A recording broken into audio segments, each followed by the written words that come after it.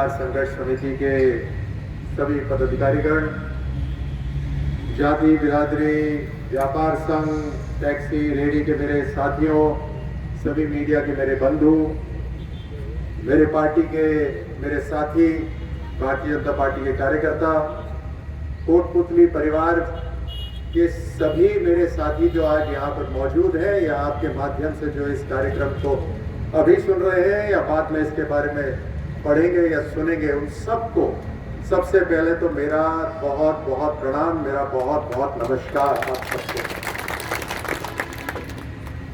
बहुत खुशी है मुझे इस बात की, आज जब यहाँ पर मेरा स्वागत हो रहा था, जो अलग अलग संघ के जो यहाँ प्रतिनिधि आए हुए थे, पूरा का पूरा जैसे कोटपुतली यहाँ पर उसका प्रतिनिधित्व हो रहा था। यही तो जयपुर ग्रामीण परिवार है, इसी को तो मैं अपना परिवार कहता हूँ। और जब मैं इसे अपना परिवार कहता हूँ तो इसमें आप थोड़ी ना संघर्ष करेंगे, फिर आपका बेटा, आपका भाई संघर्ष करेगा। मुझे बहुत स्नेह दिया है, चाहे कोटपुतली हो, विराटनगर, शाहपुरा या आमेर या फुलेरा, बहुत स्नेह मुझे मिला है सेना से जब मैं आया राजनीति के अंदर। राजनीति मुझे नहीं आती, लेकिन सेवा भाव मुझे पूरा आता है। वो सेवा भाव मुझे नहीं सिखा सकता कोई। सेना में 16 साल की उम्र से यही सीखा है मैंने कि देश की सेवा करनी है, देश की हिफाजत करनी है। यहाँ मेरे सामने देश कौन है? आप सब जो मेरे सामने बैठे हैं, आप ही मेरे लिए देश है, आप ही मेरा परिवार है। जिनको हम एक बार खुल के धन्यवाद दीजिए और जोरदार से तालियां बजाइए।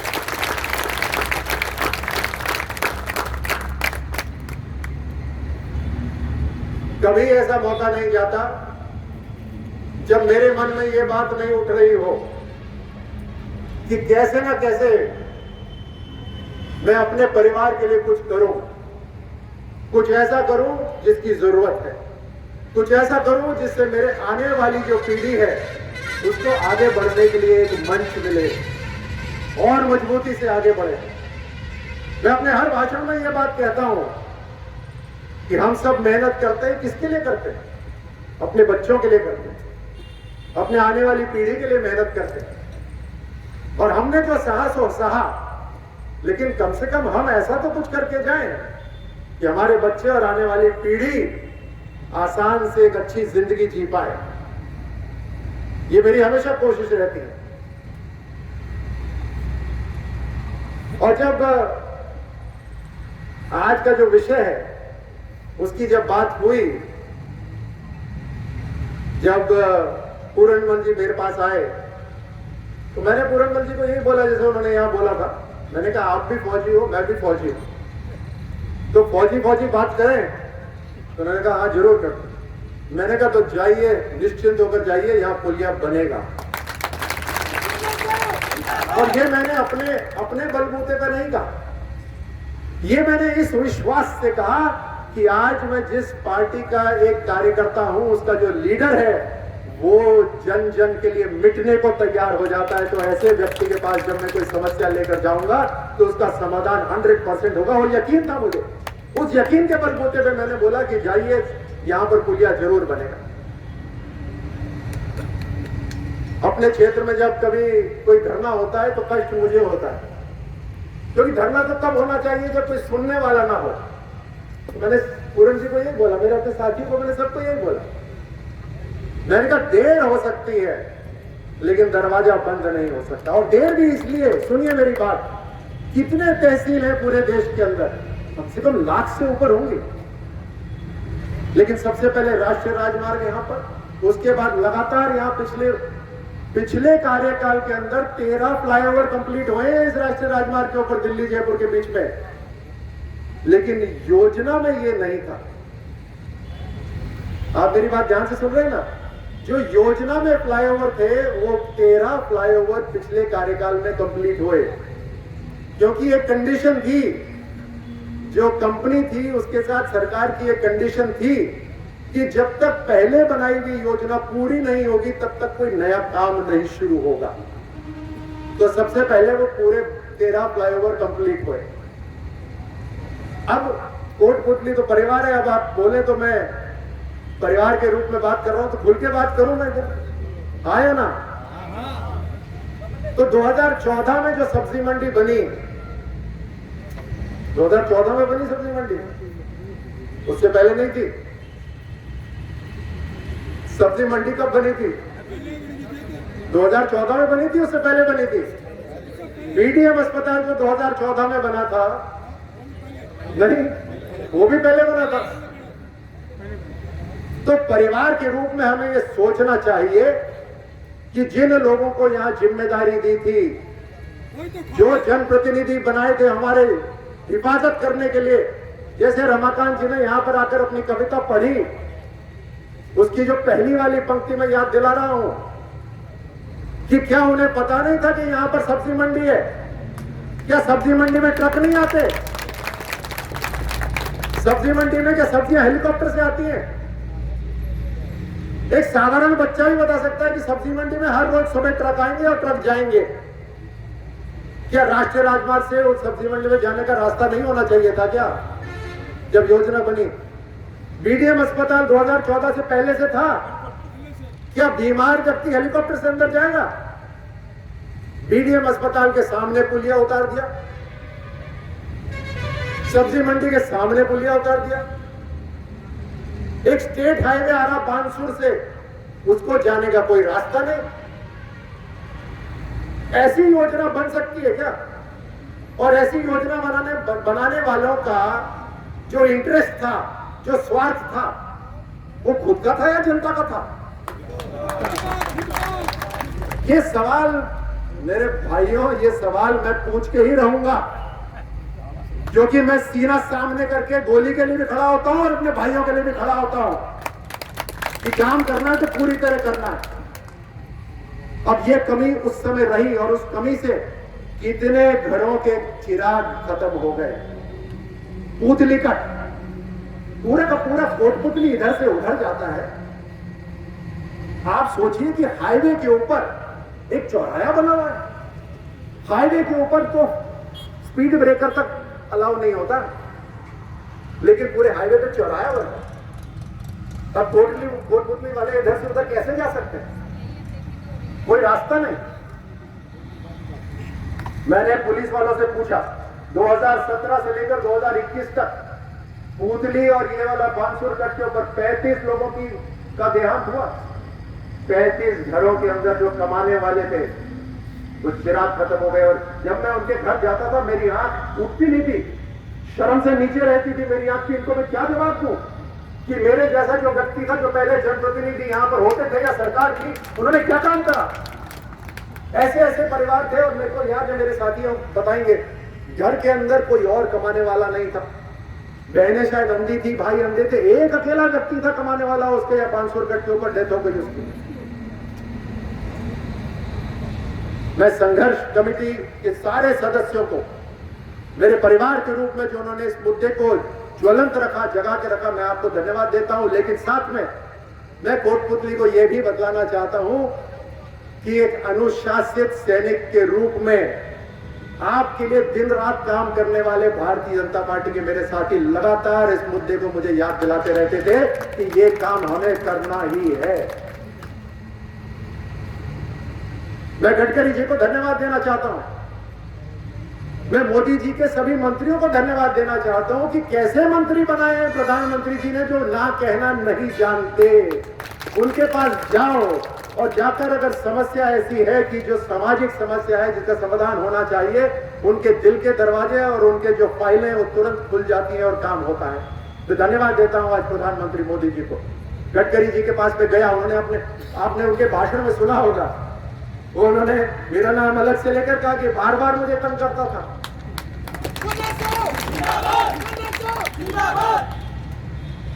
क्योंकि हर बार जब मैं यहां से निकलता था तो मैं भी सामना करता था। जब ट्रक इस पुलिया से उतरते हैं, उनकी वैसे स्पीड नहीं होती, लेकिन ढलान होती है तो और किल्ली दबा देते हैं वो, और वहां से वो सड़क सब क्रॉस कर रहे होते हैं रास्ते। इतना खतरनाक नजारा होता है यहाँ पर। और ये दिखाने के लिए मैंने अपने साथी जो भारतीय जनता पार्टी के कार्यकर्ता को बोला, मैंने कहा छत पे चढ़कर 1 घंटे का वीडियो बनाओ और 1 घंटे के अंदर जितने भी लोग क्रॉस कर रहे हैं, ट्रक आ रहे हैं, उसका वीडियो बनाया हमने। और वीडियो बनाकर उस 1 घंटे के वीडियो को मैंने 1 मिनट तेज स्पीड से गडकरी जी के सामने चलाया। उनके सभी NHAI के अधिकारी बैठे हुए थे, वो हिल गए एकदम से, ये इसमें बच कैसे रहे। वो बोल रहे थे मोटरसाइकिल वाले पैदल बच कैसे रहे इन ट्रकों के अंदर। और उन्होंने वहीं पर एक लताड़ लगाई अपने अधिकारियों को कि यहां पर फ्लाईओवर बनना पड़ेगा। उन्होंने कहा कि पहले एक्सप्रेस वे तैयार हो रहा है। उन्होंने बोला अभी प्राथमिकता सारी की सारी एक्सप्रेस वे के लिए, बॉम्बे से जो दिल्ली से बॉम्बे का जो एक्सप्रेस वे बन रहा है। गडकरी जी ने बोला एक भी जान नहीं जानी चाहिए और उसके लिए तुरंत यहां पर फ्लाईओवर बनना जरूरी है। अब आपके साथ जब ये फ्लाईओवर बनेगा और हमारा परिवार के जो साथी हैं वो उस फ्लाईओवर का अंडरपास होगा या जैसे भी इस्तेमाल करते हुए जब इधर से उधर जाएंगे तो एक सुकून मिलेगा कि कोटपुतली परिवार के मेरे बंधु सुरक्षित हैं। मैं आपको धन्यवाद देता हूं इस बात के लिए। ग्रहण करें। मैं आग्रह करता हूं आर्य समाज के प्रतिनिधि के रूप में आप आए और अपना सम्मान ग्रहण करें। मेघवाल विकास समिति के प्रतिनिधि के रूप में हमारे मध्य उपस्थित हैं। नहीं बोल रहा, समाज से जुड़ी बात बोल रहा हूं कि जब जब समाज का दर्द लेकर के कोई राजनीति का एक प्रतिनिधि अगर हमारे विषय को शासन तक पहुंचाता है तो राजनीतिक क्षेत्र के सभी लोगों से कृपया हाथ जोड़कर निवेदन है, आप सामने जो आरक्षित जगह है वहां विराजे। मैं पूर्ण जी से आग्रह करता हूं, कृपया आपने मुखारविंद से आप हम सब के प्रतिनिधि के रूप में हम सब के विचार इस मंच के माध्यम से माननीय कर्नल साहब को और समाज के सभी प्रबुद्ध जनों को रखें। श्री खरगड़ जी। भारत जो घोषणा करी थी वो पूरी नहीं करी, तो मैं अब आपको बताता हूं कि मुझे वो पत्र दिखा दीजिए जिसके अंदर राज्य सरकार ने 10 एकड़ भूमि केंद्रीय विद्यालय के लिए बिना किसी झगड़े के केंद्र सरकार को दी हो। मुझे वो पत्र बता दीजिए जहां पर राज्य सरकार ने 10 एकड़ की भूमि बिना किसी झगड़े वाली केंद्र सरकार को दी हो। ऐसा नहीं हुआ अभी तक। तो जब तक केंद्र सरकार को, एजुकेशन डिपार्टमेंट को 2 चीजें चाहिए एजुकेशन डिपार्टमेंट को। देखो मैं राज्य की सरकार तो नहीं हूं ना मैं, तो मेरे को कुछ तो सहायता चाहिए। मैं यहाँ सेंट्रल स्कूल लाना चाहता हूँ। मुझे राज्य सरकार से सिर्फ 2 काम चाहिए। एक काम चाहिए कि 10 एकड़ भूमि बिना किसी झगड़े के दे दे केंद्र सरकार को। दूसरा मुझे चाहिए कि टेम्परेरी बिल्डिंग, जब तक वहाँ पे बिल्डिंग नहीं बनती तो टेम्परेरी बिल्डिंग की व्यवस्था कर दे।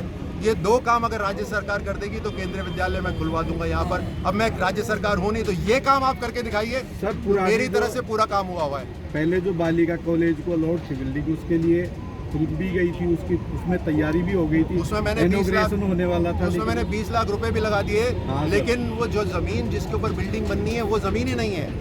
उसमें तो बनी हुई है सर बिल्डिंग। सर 4 राज्यों में जनादेश मिला है। आप एक बार मैं क्या बार एक चीज एक सवाल नहीं कर सकते। एक बार आप मेरी बात समझ लीजिए। ये बिल्डिंग, ये जमीन है, यहाँ नई बिल्डिंग बनानी है, ये जमीन ही नहीं। अब बिल्डिंग कहाँ बनाएंगे? मुझे ऊपर दोष करेगी केंद्रीय विद्यालय। अरे राज्य सरकार जमीन तो दे दे। 2 चीजें मांग रहा हूँ, कठिन है क्या?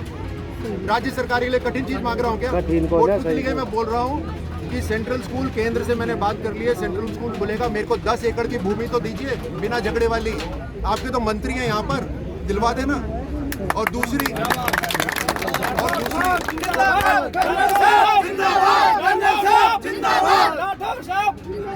पहली चाहिए 10 एकड़ की भूमि, दूसरी चाहिए कि टेम्परेरी अकोमोडेशन जहाँ पर शिक्षा शुरू हो सके जब तक बिल्डिंग ना बने। 2 काम कर दीजिए, बाकी जिम्मा मेरा है। सर 4 राज्यों में बीजेपी ने जीत हासिल की है, लेकिन सीएम गहलोत कह रहे कि धर्म की राजनीति हो चुकी है। इसको किस तरीके से? पिछली बार जितना वोट बैंक था उससे बढ़ गया वोट बैंक। जहां भाजपा की सरकार थी वहां भाजपा की सरकार वापस आई उन 4 राज्यों के अंदर। जहां कांग्रेस की सरकार थी वहां कांग्रेस की सरकार गायब हो गई, और ऐसी गायब हो गई कि उनका नामो निशान वहां पे नहीं है। मुख्यमंत्री हमने भी बदले, मुख्यमंत्री कांग्रेस ने भी बदले। कांग्रेस ने जो मुख्यमंत्री बदले वो अपने षड्यंत्र के रूप में बदले। हमने अपने मुख्यमंत्री बदले, वो हमारा भाव बिल्कुल सही था, तो जनता ने उसको भी आशीर्वाद दिया। काम करने का तरीका जनता देखती है। राजस्थान के मुख्यमंत्री साहब, मैं आपकी इज्जत करता हूं, लेकिन आप कितना भी बोल लीजिए, जनता के साथ खिलवाड़ हुआ है, राजस्थान की जनता के साथ खिलवाड़ हुआ है।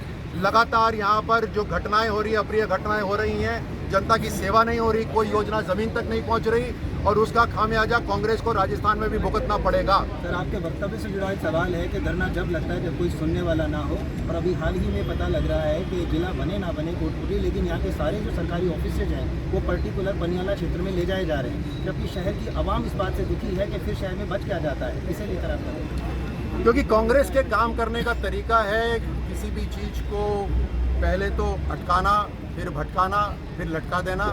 जहाँ जहाँ उनका जो व्यक्ति है वहाँ वहाँ वो काम करेंगे, जहाँ जहाँ उनका स्वार्थ है वहाँ जम के काम करेंगे, इस स्पीड से काम करेंगे कि आपको पता भी नहीं चलेगा, लेकिन स्वार्थ उनका होना चाहिए।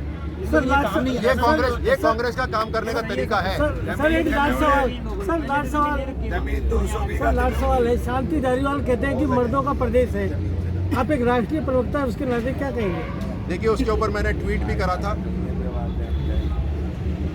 कि राजस्थान को हस्तिनापुर बना रखा है, लूट रहे हैं राजस्थान की इज्जत, और उसका जवाब जनता देगी, उसका जवाब राजस्थान की महिलाएं जम के देंगी।